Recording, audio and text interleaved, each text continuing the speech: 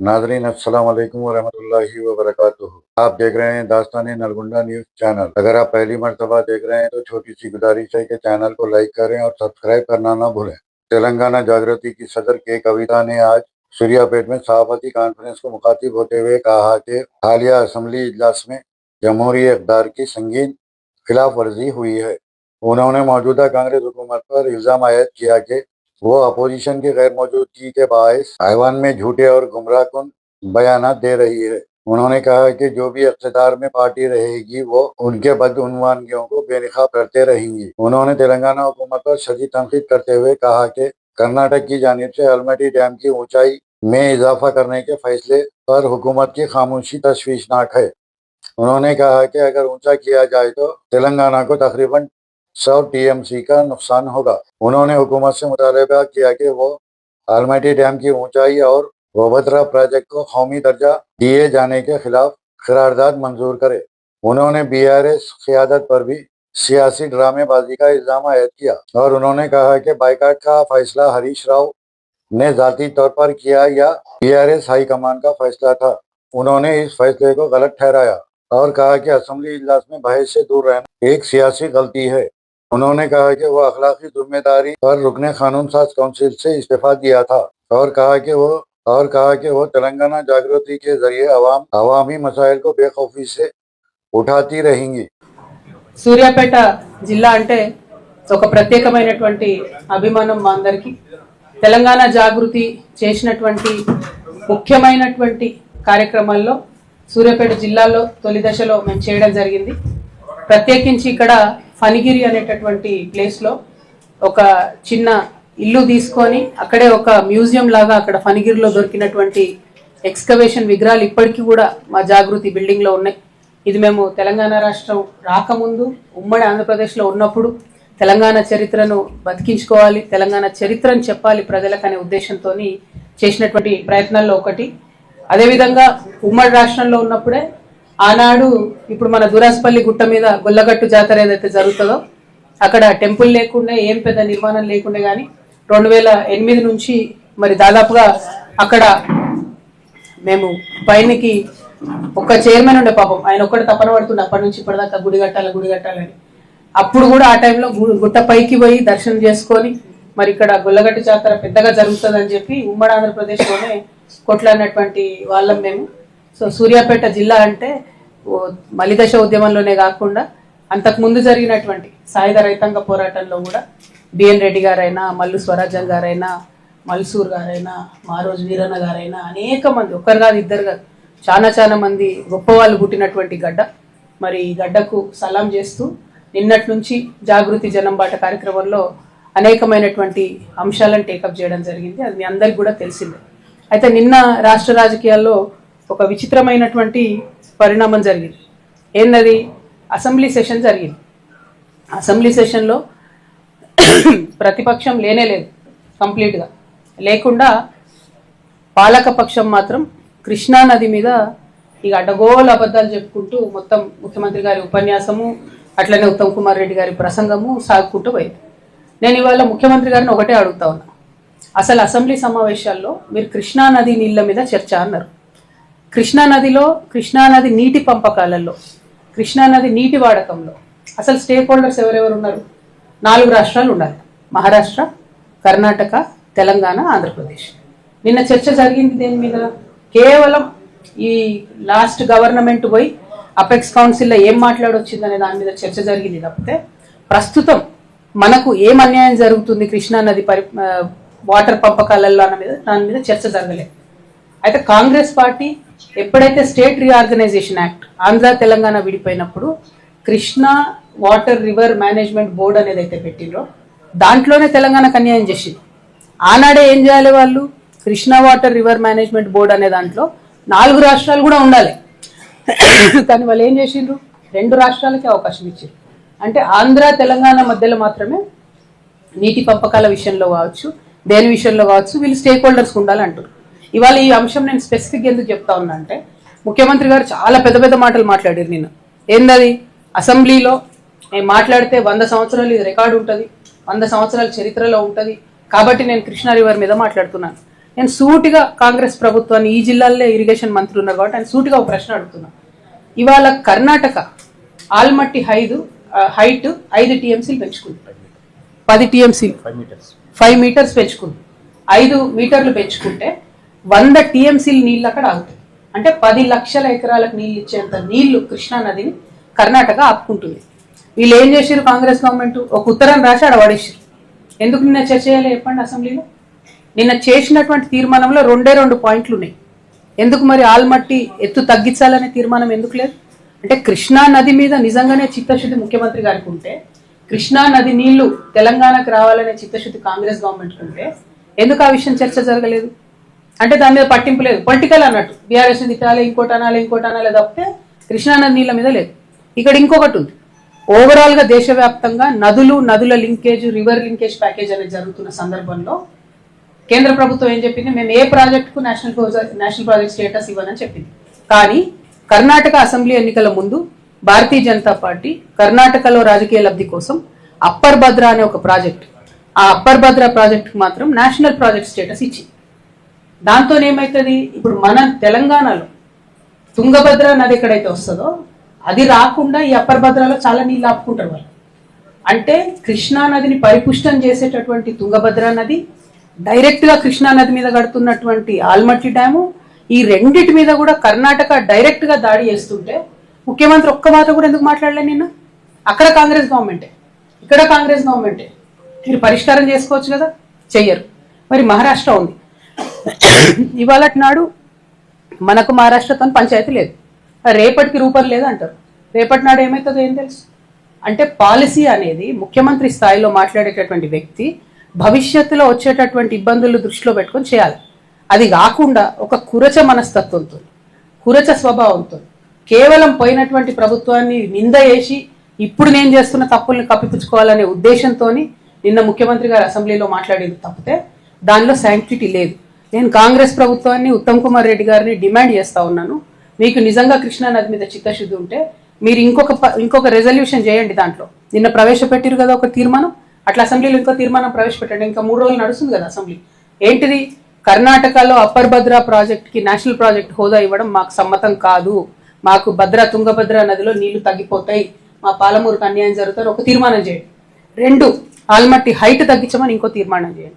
ఈ 2 చేయకుండా మీరు ఎన్ని మాట్లాడినా రేవంత్ రెడ్డి గారు పాలమూరు జిల్లా బిడ్డలైతే మిమ్మల్ని క్షమించారు. ఇంకొకటి, ముఖ్యమంత్రి గారికి మేము ఈ గద్వాలు, నాగర్ కర్నూలు ఇవన్నీ తిరిగిన తర్వాత వారికి అర్థమయ్యేలాగా క్షేత్రస్థాయిలో పరిశీలన చేసి చెప్పినాం. ఇప్పటికన్నా నారాయణపేట, కొడంగల్, మక్తల్ స్కీమ్ కి మీరు జూరాల నుంచి ఇంటేక్ పాయింట్ మార్చుకోండి అని చెప్పినాం. నేను ఇప్పుడు కూడా చెప్తున్నా, జూరాల నుంచి మీరు ఇంటేక్ పాయింట్ మార్చుకుంటే పాలమూరు జిల్లా అట్లనే రంగారెడ్డి జిల్లా మొత్తం కూడా సస్యశ్యామలం చేయడానికి ముఖ్యమంత్రి గారు దారేసినట్టు అవుతుంది. పాలమూరు జిల్లా ప్రజలు మిమ్మల్ని కలకాలం గుర్తుపెట్టుకునే అవకాశం ఉంటుంది. ఇంత మంచి అవకాశాన్ని మీరు జారవిడ్చుకొని చరిత్రహీనులు కావద్దని కూడా ఈ సందర్భంగా ముఖ్యమంత్రి గారు నేను డిమాండ్ చేస్తా ఉన్నా. అసలు కాంగ్రెస్ పార్టీది ఈ డ్రామా నిన్న అసెంబ్లీలో. ఇక బీఆర్ఎస్ పార్టీ ఏంది? మొన్నటి రోజు ఏమైంది? మూసీ నది మీద చర్చ జరుగుతుంది, జిహెచ్ఎంసీ మీద చర్చ జరుగుతుంది, ఇంకా అనేకమైనటువంటి ఇంపార్టెంట్ బిల్లుల మీద చర్చ జరుగుతుంది. రండి సీన్ అన్నట్టు చర్చ జరుగుతుంది. ఈ సందర్భంగా ఏమైంది? ముఖ్యమంత్రి గారు నేను గతంలో ఉన్న పార్టీలో ఒక గుంటనక్క గారు ఉంటారు, వారిని మీరందరూ హరీష్ రావు గారిని పిలుచుకుంటారు. ఆయనను చూసి నేనేదో మాట అన్నాడు, అనగానే నన్ను అంటవా నువ్వు అని చెప్పి అసెంబ్లీ మొత్తం వాయిదా వేసుకుని వెళ్ళిపోయాడు. అరే, ఒక మాట వ్యక్తిగతంగా ముఖ్యమంత్రి ఏదో నిన్నంటే మొత్తం అసలు ప్రతిపక్షమే లేకుండా, ప్రతిపక్షం అంటే ఏంది? ప్రజల గొంతుక. ప్రతిపక్షం అంటే ఏంది? అన్యాయం ఎట్లా జరుగుతుందని ప్రశ్నించేటటువంటి ఒక వాయిసే ప్రతిపక్షం. It is not a party, it is a big responsibility. దాన్ని వదిలేసి మొత్తం సభ 5 రోజులు ఎట్లా మీరు బాయ్కాట్ చేసిపోతారు? ఏంది? కేవలం హరీష్ రావు గారిని ఒక మాట అన్నందుకు బాయ్కాట్ చేసిపోతారా? కేసీఆర్ గారిని ఎన్ని తిట్టినా రేవంత్ రెడ్డి గారు ఎప్పుడన్నా బాయ్కాట్ చేసిన హరీష్ రావు గారు? మొన్న ఈ గుంటనక్కకు డిప్యూటీ ఫ్లోర్ లీడర్ ఇవ్వగానే నేను చెప్పిన, బీఆర్ఎస్ పార్టీని ఎవరు కూడా కాపాడలేరు అసెంబ్లీకి రాకపోతే అని. ఏం చేసిరు నిన్న? పోనీ జనరల్గా నేను కూడా పార్లమెంట్లో పనిచేసిన కదా, నేను కూడా ఎమ్మెల్సీగా పనిచేసిన కదా, ఒక ఏదన్నా అంశం మీద మనకు అభ్యంతరం ఉంటే అప్పుడు చర్చ ఒక అంశం మీద జరుగుతుంటే ఆ అంశం మీద వాకౌట్ చేయొచ్చు, మళ్ళీ రావాలా, నెక్స్ట్ అంశం మాట్లాడాలి. ఎందుకంటే నెక్స్ట్ అంశం కూడా ప్రజలకు ఇంపార్టెంట్ ఉంటుంది.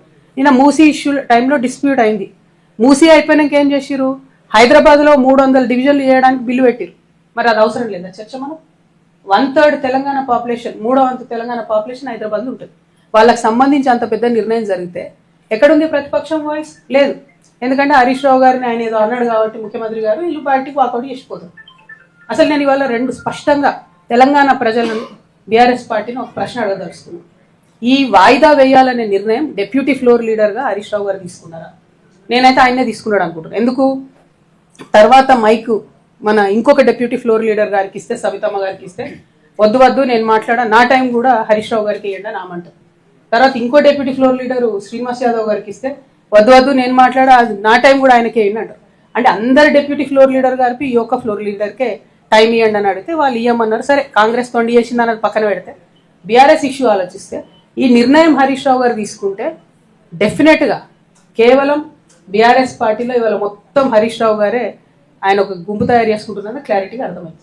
2, ఒకవేళ ఆయన నిర్ణయం కాదనుకుందాం, కేసీఆర్ గారో పైనుంచి పార్టీ నుంచి వర్కింగ్ ప్రెసిడెంట్ గారో చెప్పారు అనుకుందాం. నేను మాత్రం చెప్తా ఉన్నా, ఒకవేళ అట్లా అయింటే, నిర్ణయం పైనుండి వచ్చి ఉంటే డెఫినెట్గా ఇది శ్రేయస్కరమైనటువంటి పద్ధతి కాదు. ఏదైతే కృష్ణా వాటర్ మీద పెద్ద పెద్ద సభలు పెట్టాలనుకుంటున్నారో చట్టసభలో చెప్పే అవకాశం వచ్చింది, చరిత్రలో నిలిచిపోయేటటువంటి మాటలు చెప్పే అవకాశం వచ్చింది, రికార్డ్స్ ఫ్యూచర్ జనరేషన్ చూసుకునే అవకాశం వచ్చింది. అది కాదని ఆ ఇష్యూ బయట మాట్లాడతామంటే ఇది కరెక్ట్ కాదు, శాంటిటీ అంతకన్నా కాదు.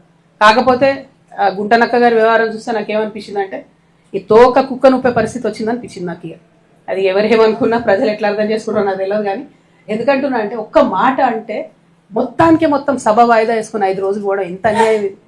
అసలు సభ పెట్టింది ఎవరి కోసం? నేను మొత్తం కాంగ్రెస్ పార్టీ ఇష్టం వచ్చినని చెప్తుంది అబద్ధాలు. 100 తప్పులు నేను రేవంత్ రెడ్డి గారు మాట్లాడిన దాంట్లో వీళ్ళు అక్కడ ఉండుంటే చెప్తారు కదా. అంటే అల్టిమేట్గా ప్రజలకు నిజం తెలవాలి. ప్రతిపక్షం అధికార పక్షం సంవాదాన్ని అది తెలుస్తలేదు. కాబట్టి నేను బీఆర్ఎస్ పార్టీకి హరీష్ రావు గారికి ఇలా పవర్ పాయింట్ ప్రజెంటేషన్ ఇస్తాడట కదా, నేను 2 సూటి ప్రశ్నలు అడుగుతాను. మీరు ఆ 2 ప్రశ్నలకు జవాబు చెప్పి తర్వాత మీరు పవర్ పాయింట్ ప్రజెంటేషన్ ఏంటి ఏమని ఇవ్వండి. 1 స్పష్టంగా అడుగుతా ఉన్నాను నేను, కృష్ణా వాటర్ రివర్ మేనేజ్మెంట్ బోర్డులో తెలంగాణ తరఫున 2016లో హరీష్ రావు గారు ఇరిగేషన్ మంత్రిగా ఉన్నప్పుడు మన పంపకాలలో, కృష్ణా నది పంపకాలలో 3% శాతాన్ని తగ్గిస్తూ ఒప్పుకుంటూ ఆయన సంతకాలు పెట్టి, మామూలుగా ఆంధ్ర తెలంగాణ విడిపోయినప్పుడు ఏమైందంటే మనకు తెలంగాణకు 37%, ఆంధ్రాకు 63% కృష్ణా వాటర్ పంపకాలు జరగాలని ఒప్పందం అయింది. అది దేనికోసమైంది ఒప్పందం? ఇది జాగ్రత్తగా వినాలి అందరూ కూడా. అప్పటికే కట్టి ఉన్న ప్రాజెక్టుల మీద, ఆల్రెడీ యూటిలైజ్ అవుతున్నటువంటి వాటర్ మీద, యాజ్ ఈజ్ వేర్ ఈజ్ అనే కండిషన్ మీద 37% తెలంగాణకు, 63% ఆంధ్రాకు నీటి పంపకాలు జరగాలని ఒప్పందం అయింది. తర్వాత హరీష్ రావు గారే ఇరిగేషన్ మంత్రి, మరి ఆయన అప్పుడు కాళేశ్వరరావు అని పిలిపించుకున్నాడు. ఆయనకు నీళ్ళ గురించి నాకే మొత్తం తెలుసు అని చెప్తాడు. కాబట్టి దాన్ని ఏం చేసిండు హరీష్ రావు గారు 2016లో 3% కృష్ణానదిలో నీళ్లు తగ్గిస్తూ 34% తెలంగాణకు, 66% ఆంధ్రాకు అని చెప్పి ఒప్పందం మీద సంతకం పెట్టి, అది కరెక్టా కాదా హరీష్ రావు గారు? మీరు జవాబు చెప్పాలి. నా విఘ్నతకే వదిలేస్తున్నావు అంటే మాత్రం తెలంగాణ ప్రజలు కూడా వారి విఘ్నతను ప్రదర్శిస్తారు. అట్లా కాదు, ఇది కరెక్టా కాదా? ఇది ప్రజెంటేషన్లో మీరు ఆన్సర్ చెప్పి ప్రజెంటేషన్ ఇచ్చుకోండి. 2వది, అసలు జూరాల సోర్స్ పాయింట్ తీసి మీరు శ్రీశైలంకి ఎందుకు మార్చారు? మార్చడానికి కలిగినటువంటి సాంకేతిక కారణం ఏంది? ఆనాడు కేసీఆర్ గారు కూడా ప్రజెంటేషన్ ఇచ్చినప్పుడు పాకాల జూరాల ఒక లింక్ పెడతామని ఇంకోటి చాలా చెప్పారు. అవన్నీ జరగలేదు. 100 అనుకుంటాం, 100 కావు. పాలిటిక్స్లో అయినా, ప్రభుత్వంలో అయినా, ఇంట్లో అయినా, అది మాకు కూడా తెలుసు. కానీ అల్టిమేట్గా ఇప్పుడు జరిగింది ఏంది? జూరాల నుండి శ్రీశైలంకి సోర్స్ పాయింట్ మారింది. ఎందుకోసం మారింది? నేను అలిగేషన్ చేస్తా ఉన్నా, కేవలం హరీష్ రావు గారి ధనదాహం కోసం మారింది. ఎక్కడైతే స్టార్టింగ్లో ఎల్లూరు అనేటటువంటి పంప్ హౌస్ ఉంటుందో ఆ pump house open pump house ఉండే, దాన్ని నేను అండర్ గ్రౌండ్ పంప్ హౌస్ చేయడంతో 1400 కోట్లకు ఎస్టిమేట్ పెరిగింది. దాంతో నష్టం ఏమైంది? ఆ పంప్ హౌస్ కింద ఉంటుంది, దాంట్లో 1 వాటర్ పంపింగ్ కెపాసిటీ తగ్గింది, ఇంకోటి శ్రీశైలం డ్యామ్లోంచి మనం తక్కువ లెవెల్లో తీసుకోవాల్సినటువంటి వాటర్ 30 మీటర్ల ఎత్తుకు పెరిగింది. అంటే నిండు ట్రైన్ తప్ప తీసుకోవడానికి ఉండదు, కింద లెవెల్లో తీసుకోవడానికి లేదు. అట్లా నష్టం. ఇంకోటి పంపింగ్ కెపాసిటీ నష్టం.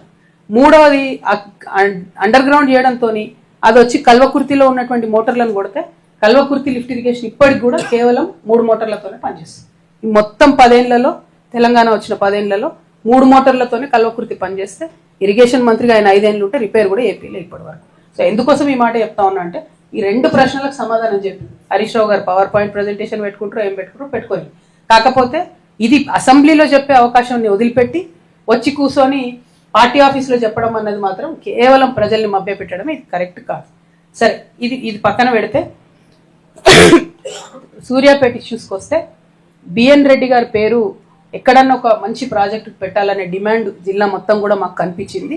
అయితే కీర్తిశేషులు దామోదర్ రెడ్డి గారి పేరుని ఎస్ఆర్ఎస్పికి పెట్టినారు కాబట్టి బిఎన్ రెడ్డి గారి పేరు కూడా మరి కలెక్టరేట్కి పెడతారా, లేకపోతే ఇంకోటి ఏదన్నా మంచి ప్రామాణికమైనటువంటి ప్రదేశానికి పెట్టాలని చెప్పి నేను డిమాండ్ చేస్తా ఉన్నాను జాగృతి తరఫున. మల్లు స్వరాజ్యం గారి కాంస్య విగ్రహాన్ని సూర్యాపేట పట్టణంలో నిలుపుకోవాలని అందరూ కూడా ఆశపడతా ఉన్నారు. అది ప్రభుత్వ ఖర్చుతోనే అధికారికంగా చేస్తే ఆవిడకు మర్యాద ఉంటుంది అనేటటువంటి విషయాన్ని నేను తెలియజేస్తా ఉన్నాను. అట్లానే మన ఉప్పల మల్సూర్ గారని పాపం 5 సార్లు ఎమ్మెల్యే, పీడిఎఫ్ పార్టీ నుంచి 4 సార్లు ఎమ్మెల్యే. అంటే ఆయన చెప్పులు కుట్టుకుంటే చనిపోయేటప్పుడు కూడా అంత నిరాడంబరంగా బతికినటువంటి వ్యక్తి, మంచి మనిషి. ఆయనను కూడా గౌరవిస్తూ ఏదో ఒక ఇన్స్టిట్యూట్కి వారి పేరు పెట్టాలని చెప్పి నేను డిమాండ్ చేస్తా ఉన్నాను.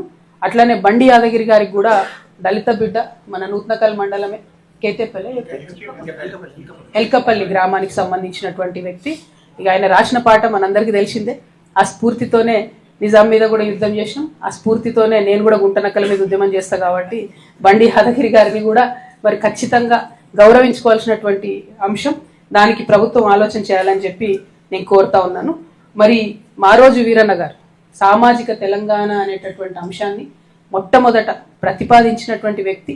తెలంగాణ సమాజం అంతా కూడా పునరేకీకరణ ఎట్లా జరగాలి, ఏ విధంగా కులాలు మతాలకు మధ్యలో ఒక మంచి అండర్స్టాండింగ్ రావాలి, తద్వారా తెలంగాణ సమాజంలో అందరికీ కూడా అవకాశాలు రావాలని ప్రతిపాదించినటువంటి విప్లవ వీరుడు మారోజు వీరన్న గారిని మరి వారి కొత్తగూడెం కరివిరాల గ్రామానికి వెళ్ళి నిన్న అక్కడ వారిని గౌరవించుకొని రావడం జరిగింది.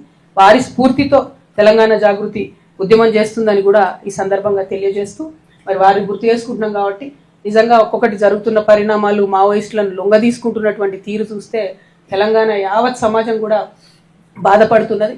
నేను మావోయిస్ట్ అన్నదమ్ములందరికీ కూడా పిలుపునిస్తా ఉన్నా. మనకిప్పుడు అడవులలో ఉండి గన్నులు పట్టుకొని ఉద్యమం చేసేటటువంటి పరిస్థితి లేదు. చాలా కర్కశమైనటువంటి కేంద్ర ప్రభుత్వం ఉంది. కాబట్టి తెలంగాణ సమాజానికి మీ అవసరం ఎంతో ఉంది. మీరు రాజకీయబద్ధంగా కొత్త సంస్థలు వస్తున్నాయి, అనేక మంది వస్తూ ఉన్నారు.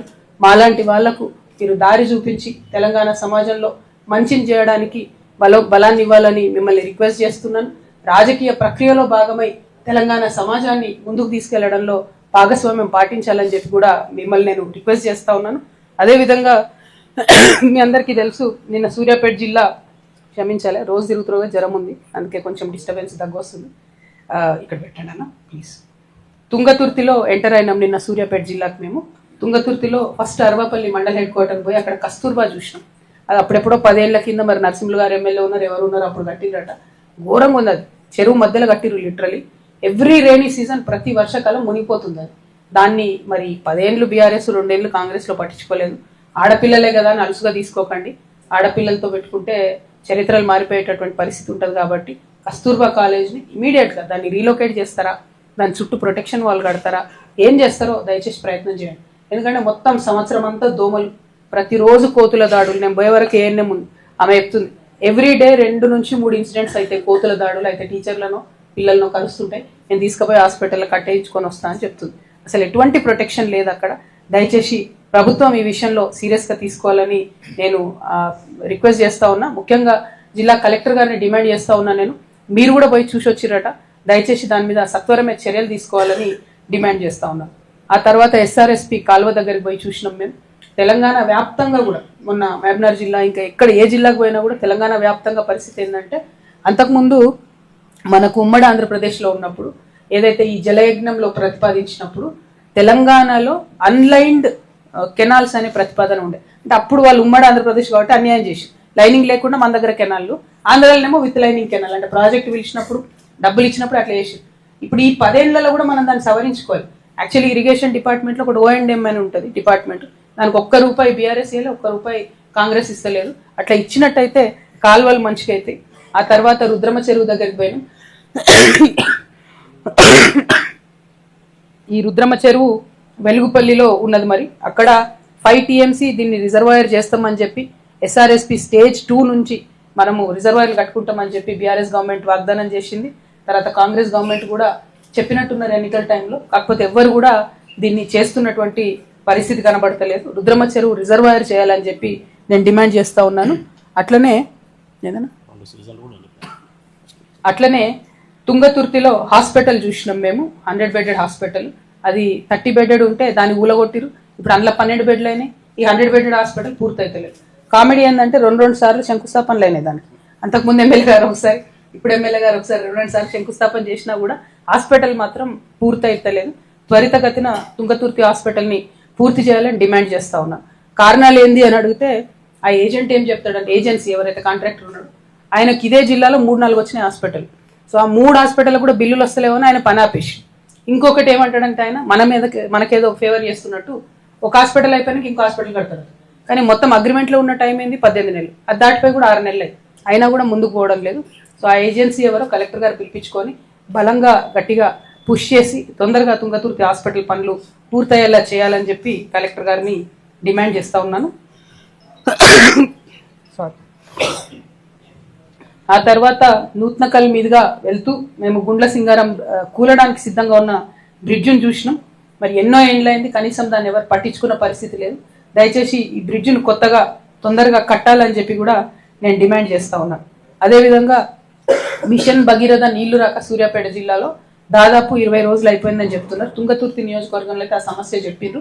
మరి ఎందుకు వస్తలేదన్న విషయం అడిగితే పాలేరులో మిషన్ భగీరథ ట్యాంక్ ఏదో ఖరాబ్ అయిందట, అందుకని వస్తలేదట. కానీ 20 రోజుల నుంచి మంచినీళ్ళు రాకపోవడం అన్నది దారుణం.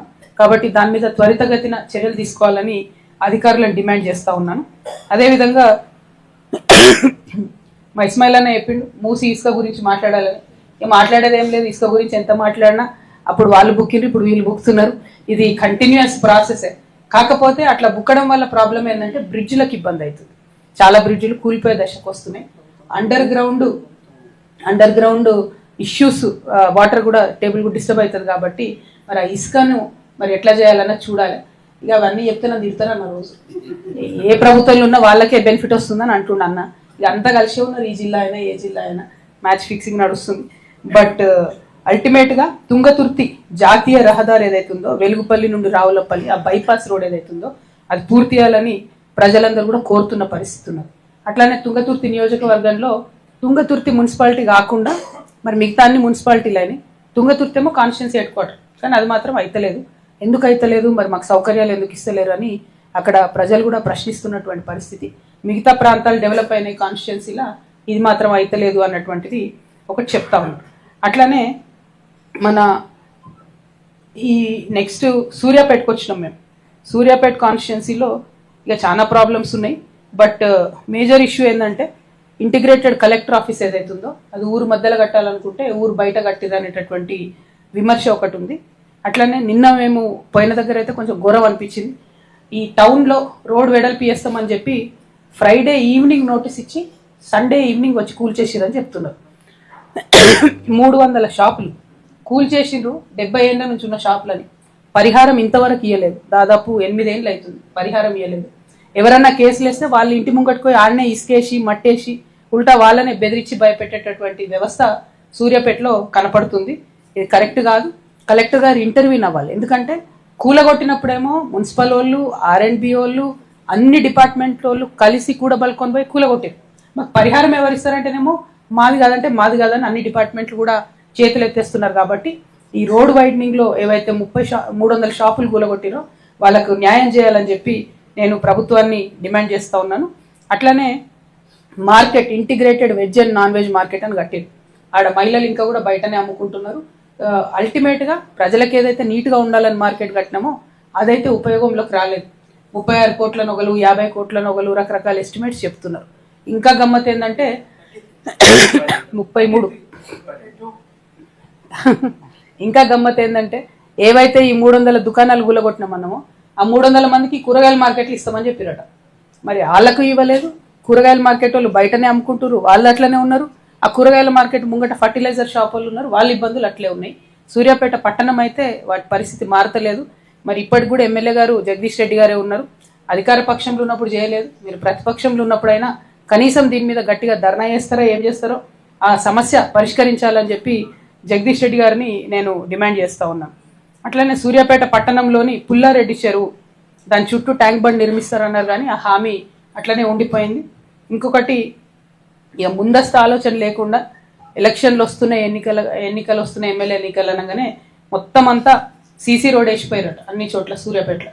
ఎలక్షన్లు కాగానే ఏమైంది, అండర్ గ్రౌండ్ డ్రైనేజ్ చేస్తామని మొత్తం సీసీ రోడ్లని ఇల్లు అవుతుంది ఇప్పుడు వచ్చి. సో అది ఎవరికి పనికి వచ్చిందో ఏందో అర్థమైతలేదు. ఒక లేసుడు ఒక దవ్వుడు అనేటటువంటి ప్రక్రియ సూర్యాపేట పట్టణంలో కూడా యథాతథంగా సాగుతున్నందుకు బాధగా ఉంది. కాకపోతే ఈ విషయాన్ని కలెక్టర్ గారు కొంచెం దృష్టిలో పెట్టుకుంటే బాగుంటుంది. అట్లనే రైతుల సంక్షేమం కోసం అని చెప్పి మూసి ప్రవహించేటటువంటి వాగుల మీద చెక్ డ్యాములు కట్టిరు. ఎంత ఘోరంగా కట్టిరు అంటే కరెక్ట్ సంవత్సరం కాకముందే చెక్ డ్యాములన్నీ కొట్టుకపోయినాయి. దాంతో మొత్తం పొలాలంతా కూడా ఒరుసుకపోయినాయి, మట్టి ఒరుసుకపోయింది, ఇబ్బందిగా ఉంది వాళ్ళకు, రైతులకు. ఇంకొకటి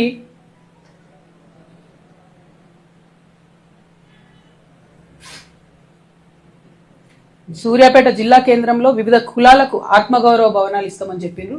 వాటిని పట్టించుకున్న పాపాన పోలేదు. దాని మీద ముందడుగు పడేటట్టుగా మరి ఎమ్మెల్యే గారు చొరవ తీసుకోవాలని కోరుతా ఉన్నాను. అట్లనే సూర్యాపేటలో 939 డబుల్ బెడ్రూమ్ ఇండ్లు కట్టిండ్రు. కట్టిన తర్వాత ఆనాడు కేటీఆర్ గారు అసెంబ్లీ ఎన్నికల ముందు 2023లో వచ్చి 809 మందికి ఇండ్లు ఇచ్చిండ్రు. పాపం ఇండ్లు ఇచ్చిన వాళ్ళు ఇళ్ళకి పోయారు. కానీ కనీసం గోడలకు సున్నం కూడా వేయకుండా ఇచ్చినటువంటి పరిస్థితి ఉన్నది. చాలా చాలా దారుణంగా ఉంది. ప్లస్ ఎక్కడ డబుల్ బెడ్రూమ్లు చూసినా, నిన్న మేము ఒక చీదెళ్ళ ఊరికి పోయినాం, అక్కడ కూడా డబుల్ బెడ్రూమ్లు ఇచ్చిండ్రు. కానీ పరిస్థితి ఏంటి అంటే నల్ల లేదు, నీళ్లు లేవు, డ్రైనేజీలు లేవు, కనీసం రంగులు లేవు. డబుల్ బెడ్రూమ్ ఇచ్చేసి తోలేసిండ్రు. కానీ ఇబ్బంది మాత్రం ప్రజలకు అవుతా ఉంది. దాని మీద చర్యలు తీసుకోవాలని నేను కలెక్టర్ గారిని కోరుతున్నాను. మరి సూర్యాపేటలో ఏదైతే మెడికల్ కాలేజ్ వచ్చిందో చరిత్రలో మొదటిసారి ఉమ్మడి ఆంధ్రప్రదేశ్లో అనుకునేది, సూర్యాపేట నుంచి పోతున్నటువంటి సందర్భంలో కనీసం సూర్యాపేట నుంచి ఇంతమంది ఎన్ఆర్ఐలు ఉన్నారు, వీళ్ళు ఎవరైనా ప్రైవేట్ మెడికల్ కాలేజ్ పెడతలేరు అనే ఒక సందర్భంలో బాధపడ్డాం. కొంతమంది ఎన్ఆర్ఐస్ అప్పుడు మాట్లాడినాం కూడా మేము, అన్న పెట్టండి జర కాలేజ్, ఇక్కడ ఇబ్బందిగా ఉంది, మన వాళ్ళకి సీట్లు దొరుకుతలేవు. కానీ ఇప్పుడు మెడికల్ కాలేజ్ వచ్చినా కూడా దాన్ని 350 మంది ప్రొఫెసర్లు పనిచేయాలి, దాన్ని ఓన్లీ 150 మంది పనిచేస్తున్నారు. అయినా కూడా మరి పట్టించుకుంటలేరు. అదేవిధంగా ఈ జగదీష్ రెడ్డి గారు ఏదైతే చీదెళ్ళ గ్రామంని దత్తత తీసుకున్నారో ఆ గ్రామానికి నిన్న పోయొచ్చినాం మేము. ఆ గ్రామానికి 6 కిలోమీటర్లు అంటే అది రోడ్డు మీదకి వెళ్ళి 60 కిలోమీటర్ల ప్రయాణం చేసినంత పని అయింది. రోడ్లు దరిద్రంగా ఉన్నాయి, దారుణంగా ఉన్నాయి. మళ్ళీ ఇంకొక గమ్మత్ ఏంటంటే అటు అది పద్మావతి గారికి, ఇటు ఈయనకి జగదీష్ రెడ్డి గారికి మధ్యలో వస్తుంది అనుకుంటా, కోదాడ అండ్ సూర్యాపేట. సో ఆ రోడ్డు మీరేయాలని చెప్పి ఎవరు వేయకుండా ఇబ్బంది పెడుతున్నటువంటి పరిస్థితి ఉంది. అక్కడ ప్రజలు చాలా దారుణంగా బాధపడుతున్నారు. కాబట్టి మరి ఆ రోడ్డు వేసేటటువంటి ప్రక్రియ త్వరితగతిన చేయాలని చెప్పి కూడా నేను డిమాండ్ చేస్తూ ఉన్నా. ఇప్పుడు నెక్స్ట్ మేము హుజూర్ నగర్, కోదాడకు కూడా వెళ్తా ఉన్నాం. అక్కడ కూడా అనేకమైన సమస్యలు ఉన్నాయి. ముఖ్యంగా హుజూర్ నగర్లో కూడా సేమ్ ఇష్యూ. ఉత్తమ్ కుమార్ రెడ్డి గారు హౌసింగ్ మినిస్టర్గా ఉన్నప్పుడు 2000 ఇండ్లు కట్టారు. అంటే ఎప్పుడో 14 ఏళ్ళ కింద ఆల్మోస్ట్. ఆ 2000 ఇండ్లు ఇప్పటి వరకు ఎవరికి ఇవ్వకుండా అట్లనే పెండింగ్ పెట్టిండ్రు. దానికోసం ఇప్పటికన్నా సొల్యూషన్ వెతకాలి అని చెప్పి ఉత్తమ్ కుమార్ రెడ్డి గారు నేను కోరుతున్నాను. ఇంకా ఘోరం ఏంటంటే అక్కడ 14-15 సిమెంట్ ఫ్యాక్టరీలు ఉన్నాయి. వాటి పొల్యూషన్తోని ప్రజలు ఇబ్బంది పడుతున్నా కూడా అదే ప్లేస్ నుండి ఉత్తమ్ కుమార్ రెడ్డి గారు ఇన్ని రోజులు మంత్రిగా ఉండి, ఎమ్మెల్యేగా ఉండి ఇప్పటి వరకు కూడా దాని మీద రియాక్ట్ గారు ఏం చేయరు. దానికి లేటెస్ట్ ఎగ్జాంపుల్ ఏంటంటే మట్టంపల్లిలో కృష్ణా నది దగ్గర నిన్నగాక మొన్న December 1 రోజు ఒక ఫార్మా కంపెనీ వాడు, ఎంత ధైర్యం ఉండాలి, ఇరిగేషన్ మంత్రి నియోజకవర్గం ఫార్మా కంపెనీ వాడు వచ్చి అర్ధరాత్రి ఆడ వేస్టేజ్ డంప్ చేసిపోయాడు. డంప్ చేసిపోతే ఏం చేసిరు వీళ్ళు, తెల్లారే 112 గ్రామాలకు మంచినీటి సౌకర్యాన్ని బంద్ చేశారు. కానీ ఇప్పటి వరకు కూడా అసలు కంపెనీ ఎవరు, వాడు ఎట్లా డంప్ చేసిపోయాడు, మన మీద ఏమైనా కేసు పెట్టిరా, ఫ్యూచర్లో అట్లా జరగకుండా ఏమైనా చేస్తారా, ఏ మాత్రం కూడా ఉత్తమ్ కుమార్ రెడ్డి గారు దాని మీద ఆన్సర్ చెప్తలేరు, జవాబుదారీతనం లేదు. కాబట్టి ఉత్తమ్ కుమార్ రెడ్డి గారు డిమాండ్ చేస్తున్నా, మీ నిఘా వ్యవస్థ ఏమైనట్టు, మీ పోలీస్ వ్యవస్థ ఏమైనట్టు, మీ ఇంటెలిజెన్స్ ఏమైనట్టు, అర్ధరాత్రి వచ్చి కృష్ణా నదిలో కెమికల్ ఫ్యాక్టరీ వాడు వేసిపోతే చూస్తూ ఊరుకుంటే ఎట్లా?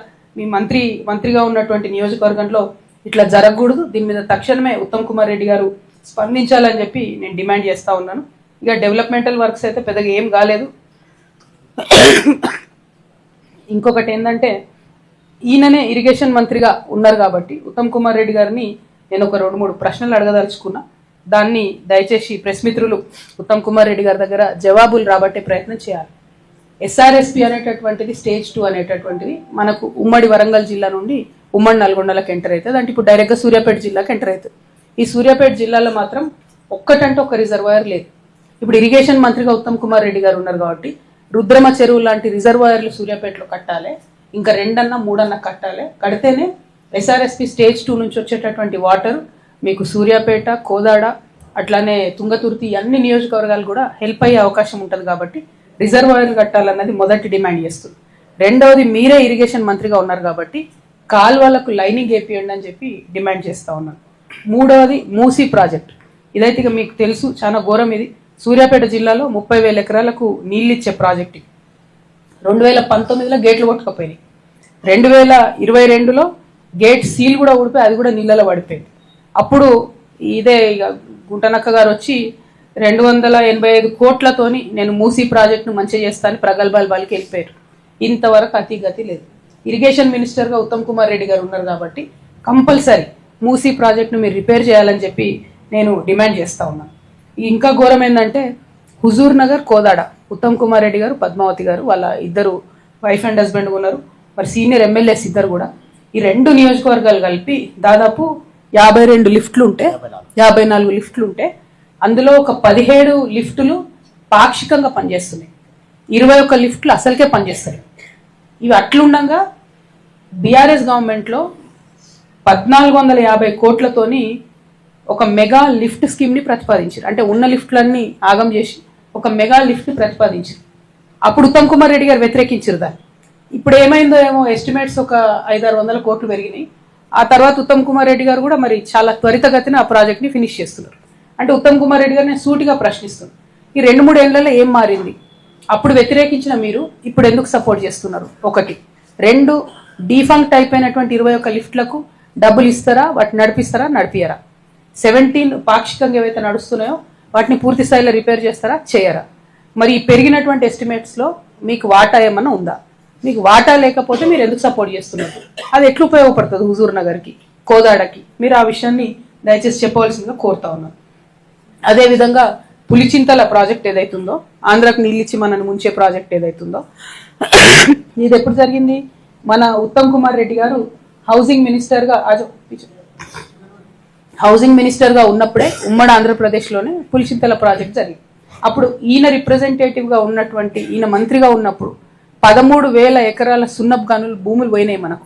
అంటే 13,000 ఎకరాల భూములు అంటే ఎన్ని సిమెంట్ ఫ్యాక్టరీలు వచ్చేటి మీరు ఆలోచించాలి. అవన్నీ కూడా వదిలేసుకున్నాడు ఈయన, ఒక్క మాట కూడా మాట్లాడలేదు ఉమ్మడి ప్రదేశ్లో. సరే, ఆ ప్రాజెక్టు పోయింది, అయిపోయింది. ఇప్పుడు పరిస్థితి ఏంది? ఆ ప్రాజెక్టు ఆంధ్రలో 36 టీఎంసీలు ఆడ నింపుకుంటే ఇక్కడ మన నరసింహస్వామి గుడి మునిగిపోతుంది. నేను ఉత్తమ్ కుమార్ రెడ్డి గారిని డిమాండ్ చేస్తా ఉన్నాను. నాకైతే దైవభక్తి మెండుగా ఉన్నది. మీకేమన్నా కొంచెం సెంటిమెంట్ ఉంటే దయచేసి 30 టీఎంసీలకు ఎక్కువ నిలవ పెట్టకుండా ఆంధ్ర వాళ్ళు మీరు కట్టడి చేయండి. మీరు ఇరిగేషన్ మంత్రిగా ఉన్నారు, హుజూర్ నగర్ ఎమ్మెల్యేగా ఉన్నారు. మఠంపల్లిలో ఉన్నటువంటి లక్ష్మీనరసింహస్వామి మీద కొంతనా భక్తి ఉంటే, ప్రేమ ఉంటే దయచేసి 30 టీఎంసీకి ఎక్కువ వాళ్ళు స్టోరేజ్ చేయకుండా మీరు as a irrigation minister letter రాయాలని చెప్పి నేను డిమాండ్ చేస్తున్నాను. ఇప్పుడు నేను ఏదైతే కృష్ణానదిలో ఫార్మా కంపెనీ వేస్టేజ్ కలిపినని చెప్తున్నానో అది కూడా మళ్ళీ లక్ష్మీనరసింహస్వామి ఆలయం దగ్గరికే వస్తుంది. చాలా ఘోరంగా ఆలయాన్ని అవమానపరిచేటటువంటి పద్ధతిలో ఉంది. కాబట్టి ఉత్తమ్ కుమార్ రెడ్డి గారు దీని మీద సీరియస్గా రియాక్ట్ అవ్వాలని చెప్పి నేను కోరుతా ఉన్నాను. ఇక నాగార్జున సాగర్ లెఫ్ట్ కెనాల్ కూడా మరి మెయింటెనెన్స్ సరిగ్గా లేకున్నా ఉత్తమ్ కుమార్ రెడ్డి గారు మాట్లాడినటువంటి పరిస్థితిని మనం గమనిస్తూ ఉన్నాం. కాబట్టి దాని మీద కూడా దయచేసి శ్రద్ధ పెట్టాలని కోరుతా ఉన్నాను. ఇక సూర్యాపేట మొత్తం జిల్లా చూస్తే స్కామ్లు ఉన్నాయి, పెద్ద లిస్ట్ ఉంది. 1-2 చదువుతా. సూర్యాపేట జిల్లా తుంగతుర్తిలో 1000 కోట్ల కస్టమ్ మిల్లింగ్ స్కామ్ జరిగిందని చెప్పి పత్రికలన్నీ కోడే కూర్చున్నాయి. మరి నిందితులు ఇప్పటికి కూడా దర్జాగా తిరుగుతున్నా కనీసం ఈ ప్రభుత్వం కూడా చర్యలు తీసుకుంటలేదన్న విషయాన్ని మేము ఒకసారి గుర్తు చేస్తూ ఉన్నాం. ఉత్తమ్ కుమార్ రెడ్డి గారు, కాంగ్రెస్ పార్టీ మరి ఏమైంది ఇది ఇన్ని కోట్ల మిల్లింగ్ స్కామ్ అన్నదాన్ని నేను ప్రశ్నిస్తూ ఉన్నాను.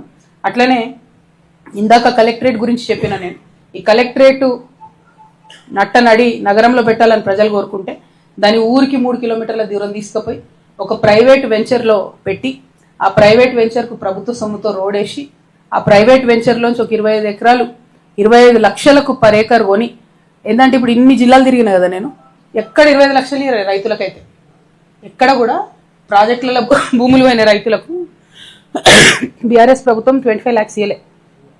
మల్లన్న సాగర్లో కూడా 22 హైయెస్ట్, అంతేనా? మ్యాక్సిమం 14 నుంచి 22. ఓ సూర్యాపేట స్పెషల్ మరి మా జగదీష్ అన్న కాబట్టి ఆడ 25 లక్షల ఎకరం, ఒక్క ఎకరానికి 25 లక్షలు ఇచ్చి 25,000 ఎకరాలు తీసుకొని దాంట్లో కలెక్టరేట్ కట్టినాక ఏమైంది? ఇక మళ్ళీ జగదీష్ అన్న ఫ్రెండ్స్ మస్తు మంది ఇన్వాల్వ్ అయ్యి ఆ 300 ఎకరాలు దాని లేఅవుట్ని 500 ఎకరాలు చేసుకొని భారీ ఎత్తున చాలా కుంభకోణం జరిగింది. ఇది ప్రజలు గమనిస్తున్నారు. ఈ ఉత్తమ్ కుమార్ రెడ్డి, జగదీష్ రెడ్డి గారు ఫ్రెండ్స్ కాబట్టి ఆయన ఎంక్వైరీ చేయడం మనం చూడడం అది కాదు ఇది పోదు, కానీ ప్రజాకోట్ల మాత్రం ప్రజలకు తెలియాలని ఈ విషయాన్ని నేను చెప్తా ఉన్నాను. ఎందుకంటే చాలా తీవ్రమైన అవినీతి జరిగింది కలెక్టరేట్ కట్టే టైంలో.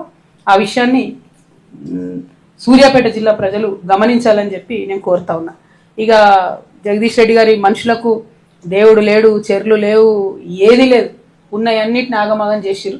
ఎగ్జాంపుల్ చెప్తున్న కర్నాల చెరువు, ఇది మాత్రం నేను హైడ్రాకు ఉత్తరం రాస్తాను, వాళ్ళు రియాక్ట్ అవుతారో కాదో చూద్దాం. అంటే ఉత్తమ్ అన్నకు జగదీష్ అన్నకు అండర్స్టాండింగ్ ఉందా లేదా తెలిపోద్ది దీంతో. కర్నాల చెరువు అనేటటువంటిది మంత్రి గారి అనుచరులు చెరబట్టి ఎంత ఘోరం అంటే అలుగు పోసే దాని మీదకి వెళ్ళి డైరెక్ట్ ప్రైవేట్ రోడ్ వేసుకొని వెంచర్ చేసుకున్నారు. దానికి మరి నేను హైడ్రాకి అయితే కంప్లైంట్ చేస్తాను. ఎందుకంటే పాత గూగుల్ ఇమేజెస్ ఉంటాయి, ఇప్పటికైతే గూగుల్ అబద్ధం చెప్తలేదు అనిపిస్తుంది నాకు. పాత ఇమేజెస్లో గూగుల్ యాజిటీస్గా మ్యాప్ చూపిస్తుంది, ఇప్పుడు కొత్త మ్యాప్లు రెండు కంపేర్ చేసి హైడ్రాకి పంపిస్తాను. నేను ఈ కర్నాల చెరువు మీద ఉన్న కబ్జా తీసేయాలని నేను కాంగ్రెస్ ప్రభుత్వాన్ని డిమాండ్ చేస్తా ఉన్నాను. ఆ తర్వాత ఇవన్నీ చిన్న చిన్నవి ఉన్నాయి చాలా. అవుట్ సోర్సింగ్లో ప్రతి ఉద్యోగానికి 3 లక్షలు తీసుకున్నారు, 4 లక్షలు తీసుకున్నారు, అవన్నీ మీకే తెలుసు నాకంటే ఎక్కువ. తర్వాత సూర్యాపేట విజయవాడ నేషనల్ హైవేలో దాదాపుగా ఇవన్నీ ఎట్లా అంటే ప్రభుత్వ సొమ్మంతా ప్రైవేట్ వెంచర్స్ కన్నట్టు. ఎంపీ ల్యాడ్స్ నుంచి 70 లక్షలు తీసుకుని ఒక ప్రైవేట్ వెంచర్కు పేర్లు గిర్లు ఉన్నాయి, నాకు ఎందుకు ఆ ప్రైవేట్ వాళ్ళ పేర్లు, కానీ 1.5 కిలోమీటర్న్నర రోడ్ వేయడం జరిగింది. ఇది చాలా అన్యాయం. దీని మీద కూడా కేంద్ర ప్రభుత్వానికి అయితే నేను కంప్లైంట్ రాయబోతా ఉన్నాను. అట్లానే సూర్యాపేట కలెక్టరేట్ సమీపంలో అంటే ఈ వెంచర్ చేసేటటువంటి భాగంలో జీవో 58, 59 ఆ మధ్య బీఆర్ఎస్ పార్టీ ఇచ్చిన జీవోని అడ్డం పెట్టుకొని ఒక ఎన్ని ఎకరాలు అనేది 90 మంది 5 ఎకరాల భూమిని రెగ్యులరైజ్ చేయించుకోవడం జరిగింది. మరి దానికి కూడా రివ్యూ కోసం రాస్తాం తప్పకుండా. దళిత బంధు పథకం లబ్ధిదారులను కూడా ఇక వాళ్ళని కూడా విడిచిపెట్టి వాళ్ళ దగ్గర కూడా కమిషన్ తీసుకురట. సరే, ఇరిగేషన్ శాఖ ఒకటి ఇందాక ఉత్తమన్న చెప్పినట్టు ఆ 1450 crores లిఫ్ట్ ఏంది అన్నది ఒకటైతే, గుర్రం పహాడే కదన్నా, గుర్రంపోడు భూములు మరి పెద్ద ఎత్తున స్కామ్ జరిగిందని అప్పుడు కొట్లాటైంది, రైతులు కొట్లాడిరు, దాన్ని ఆ గవర్నమెంట్లో న్యాయం జరగలేదన్నారు. మరి ఈ గవర్నమెంట్ అన్న న్యాయం జరుగుతుందా లేదా, ఏం జరుగుతుందన్న దాని మీద ఆలోచన చేయాలి. అట్లనే చివ్వెంల మండలంలో చారిత్రక ఉండ్రుగొండ దేవాలయంలో 6 ఎకరాల భూమి కూడా జగదీష్ రెడ్డి అన్న ఫ్రెండ్స్ కొట్టేసిరని చెప్తా ఉన్నారు. కనీసం దేవుడు భూమి అన్న దయచేసి వదిలేయాలని చెప్పి నేను రిక్వెస్ట్ చేస్తా ఉన్నా. దాని మీద చర్యలు తీసుకోవాలని ఎండోమెంట్స్ డిపార్ట్మెంట్ని నేను డిమాండ్ చేస్తా ఉన్నాను. అట్లనే సూర్యాపేట జిల్లాలో జనావాసాల మధ్యలో ఉన్నటువంటి ఆటోనగర్ని మీకు 50 ఎకరాలు ఇస్తామని చెప్పి బయటకు తీసుకుపోతామని చెప్పిరంట. వాళ్ళకి 5 ఎకరాలు కూడా ఇవ్వలే, మొత్తం ఆటో వాళ్ళని కూడా ఆగం చేసేసిండి ఇక్కడ జగదీష్ రెడ్డి గారు. మరి ఇవన్నీ ఒక ఎత్తు అయితే ఇక జగదీష్ అన్న స్పెషల్ కాబట్టి నేషనల్ లెవెల్లో తెలంగాణ పరువు ఎట్లా తీయాలన్నా అని గట్టిగా ఆలోచన చేసి ఏం చేసిండు, సరే మదర్ అంటే ఎవరికైనా సెంటిమెంట్, వాళ్ళ మదర్ బర్త్డే రోజు కబడ్డీ పోటీ పెట్టి అన్ని రాష్ట్రాలలో కలిసి ఇక్కడికి పిలిచారు. 7 కోట్ల రూపాయలతోని గ్రాండ్గా కబడ్డీ పోటీలు చేస్తున్నామని చెప్పారు. సరే ఎన్ని కోట్లైనా ఏంది మనకు అనవసరం, ఎందుకంటే అంతా ప్రైవేట్ వాళ్ళ దగ్గరనే వేసిరు. ప్రభుత్వం నుంచి నామినల్ వచ్చింది, ఓన్లీ 20 lakhs ఫండ్స్ వచ్చింది బేసిక్ అమ్యూనిటీస్ కోసం. ఘోరం ఏంటంటే 29 రాష్ట్రాల నుంచి 720 మంది క్రీడాకారులు పోటీలకు వస్తే వాళ్ళు అస్తవ్యస్తంగా చేసినటువంటి ఏర్పాట్లతోని ఒక వ్యక్తి చనిపోయి 26 మందికి తీవ్రమైన గాయాలైనాయి. కానీ వాళ్ళు ఎవ్వరికి కూడా ఉచిత చికిత్స అందిస్తామని చెప్పిన మంత్రి గారు ఇప్పటి వరకు ₹1 ఇవ్వలే. దాంతో ఏమవుతుంది, 26 రాష్ట్రాలలో కూడా తెలంగాణలో తిట్టుకుంటున్నారు. అడిగి పోయినాం రబాయ్ వాళ్ళ మంత్రి పిలిచిండు, ఏమున్నది ఇట్లా అయింది అట్లా అయింది అని వాళ్ళని తిట్టుకుంటుంటారు. పోయేది జగదీష్ రెడ్డి గారి పరువు కాదు, తెలంగాణ పరువు పోయింది. ఇప్పటికన్నా పర్సనల్గా మీ మదర్ పేరు మీద చేసినారు కాబట్టి దయచేసి అవకాశం ఉంటే గాయాలైన వాళ్ళను ఆదుకోవాలని చెప్పి నేను జగదీష్ రెడ్డి గారిని రిక్వెస్ట్ చేస్తూ ఉన్నాను. మరి ఇట్లా అనేకమైన అంశాలతోని సూర్యాపేట జిల్లాలో మా పర్యటన సాగనుంది. ఇంకా 1 full day ఉంది. కోదాడ, హుజూర్ నగర్ కూడా పోతాం, దాన్ని కూడా మాట్లాడతాం తప్పకుండా. అక్కడ ఉన్నటువంటి ఇష్యూస్, సో ఇట్లా చాలా ఇష్యూస్ ఉన్నాయి. నేను ఓవరాల్గా సూర్యాపేట జిల్లా ప్రజలకు కోరేది ఒకటి, అక్క ఎందుకు వచ్చి పర్సనల్గా జగదీష్ రెడ్డి మీద మాట్లాడుతుంది, హరీష్ రావు గారి మీద మాట్లాడుతుంది అనేటటువంటి ఆలోచన చేసేటటువంటి విఘ్నత కలిగినటువంటి పెద్దవాళ్ళకి నేను రిక్వెస్ట్ చేసి చెప్పేది ఏంటంటే, తెచ్చుకున్న తెలంగాణలో అవినీతి లేకుండా పరిపాలన జరిగితే అట్టడుగు వర్గాల్లో ఉన్న ప్రజలకు లాభాలు చేరుతాయి అన్నటువంటిది మన ఆలోచన. ఇప్పుడు ఇక్కడ ఒక ఎమ్మెల్యే అవినీతి చేస్తే ఏమైంది, మీరు ఎందుకు పర్సనల్గా తీసుకుంటున్నారు అని అంటే, అది అవినీతి అనేటటువంటిది ఏమవుతుంది, అవినీతితోని అక్రమార్జన ప్రారంభమవుతుంది. అక్రమార్జనతోని మళ్ళీ అవే డబ్బులు ఎలక్షన్లలో వస్తాయి. ఎలక్షన్లలో వచ్చి మళ్ళీ వాళ్ళ తండ్రి గారు గెలిచి సర్పంచ్ అవుతారు. అంతకు మించి అయ్యేదేం లేదు. ఎందుకంటే 10,000 రూపాయలు ఓటుకి ఇచ్చి పట్టుచీరు ఇచ్చినాక ఏం చేస్తారు? పేద ప్రజలు ఓటేస్తారు కదా. సో అల్టిమేట్గా ఏం జరుగుతుంది అని అంటే రాజకీయాలను ఇన్ఫ్లుయెన్స్ చేస్తారు. అవినీతిగా ఉండి ఒక బిజినెస్ మ్యాన్ ఎదుగుతున్నాడు అంటే ఒక రకం, కానీ అవే డబ్బులు మళ్ళీ రాజకీయాల్లోకి వచ్చి రాజకీయాలను శాసిస్తే ఏమవుతుంది అంటే మన లిఫ్ట్ మూసినది ప్రాజెక్టు గేట్లు కొట్టకపోయినా పట్టించుకోరు.